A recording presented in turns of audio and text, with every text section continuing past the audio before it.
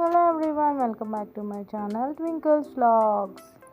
Please subscribe to my channel while going to my video. Thank you. ఈరోజు వీడియోలో దొండకాయ ఇంకా పుదీనా పచ్చడి అయితే చేయబోతున్నాను. సో దీనికి కావాల్సిన పదార్థాలు ఉల్లిపాయలు, పచ్చిమిర్చి, టమాటా, పుదీనా, కరివేపాకు ఇంకా దొండకాయలు. ముందుగా స్టవ్ ఆన్ చేసుకొని అందులో ఉల్లిపాయలు, పచ్చిమిరపకాయలు అయితే వేసానండి. సో వేసేసి దాన్ని మంచిగా దోరగా అయితే ఫ్రై చేస్తున్నాను. ఇప్పుడు జీలకర్ర కూడా వేసేస్తున్నానండి. ఇప్పుడు వేసిన తర్వాత వాటిని మంచిగా తీసుకొని మంచిగా ఇట్లాగా కలుపుతూ ఉండాలి. ఆయిల్ అంతా పట్టేటట్టు కలుపుకోండి. ఇప్పుడు ఇందులోకే నేను కరివేపాకు రెబ్బను కూడా యాడ్ చేస్తున్నాను. చూడండి, ఈ విధంగా అయితే యాడ్ చేసుకోవాలి. సో ఇందులోకే నేను పసుపు యాడ్ చేస్తున్నానండి, ఇంకా సాల్ట్ కూడా యాడ్ చేస్తున్నాను. సో టేస్ట్ అయితే చాలా బాగుంటుంది అండ్ కలర్ కూడా మనకి బాగా కనిపిస్తుంది. సో అందుకని పసుపు యాడ్ చేశాను. ఇప్పుడు కట్ చేసుకున్న దొండకాయ ముక్కల్ని మనం ఇందులో అయితే వేసేసుకోవాలండి. ఇప్పుడు వేసేసుకొని ఒకసారి మళ్ళీ గట్టితో మొత్తం ఆయిల్ అంతా పట్టేటట్టు ఇలాగా ఈ విధంగా అయితే మొత్తం తిప్పుకోండి. ఇప్పుడు ఇలా తిప్పిన తర్వాత ఇందులోనే వెల్లుల్లిపాయ రెబ్బలు కూడా వేసుకోవాలండి.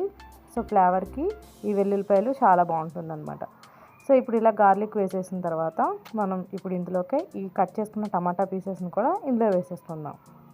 ఇలా మనం ఇందులో వేసుకున్న తర్వాత ఇప్పుడు మనం మళ్ళీ ఒకసారి గట్టి తీసుకొని మొత్తం ఆయిల్ అంతా పట్టేటట్టు మొత్తం ఇలాగా మనం కలుపుకోవాలి.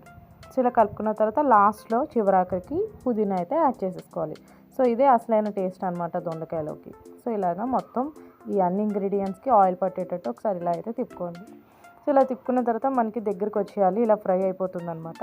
సో ఇలా స్టవ్ ఆఫ్ చేసేసుకొని ముందుగా ఆరిన తర్వాత నానబెట్టుకున్న చింతపండుని లాస్ట్లో ఇలా వేసేసుకొని ఇప్పుడు నేను దీన్ని ఒకసారి కలిపేసి ఇలా మొత్తం అంతా పట్టేటట్టు ఇట్లా కలుపుకున్నాను. సో 5 minutes ఇలా ఉంచేసిన తర్వాత దీన్ని ఇప్పుడు మనం మిక్సీ అయితే పట్టేసుకున్నామండి. మొత్తం మెత్తగా ఇలాగా ఈ విధంగా అయితే మనం మిక్సీ పట్టేసుకోవాలి.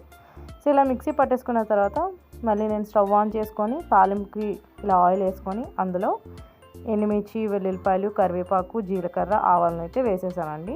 సో వేసేసి ఒకసారి చిట్పట్లాడేదాకా ఇలా ఫ్రై చేసుకోండి. ఇలా ఫ్రై చేసుకున్న తర్వాత ఇప్పుడు ఇందులోకే నేను మిక్స్ చేసుకున్న ఈ మిక్సీలో వేసుకొని పచ్చడిని అయితే ఇందులో వేసేసాను. ఇప్పుడు ఈ మిక్సీ వేసిన ఈ దొండకాయ పచ్చడిని ఇలాగా మనం సర్వ్ చేసుకొని తినేసేయడమే. సో చాలా టేస్టీగా ఉంటుందండి. తాలింపు అయితే కంపల్సరీ వేసుకోవాలి. సో వేడి అన్నంలో నేను ఆలూ ఫ్రై చేసుకొని తిన్నాను, చాలా బాగుంది. సో మీరు కూడా ట్రై చేయండి. Thank you.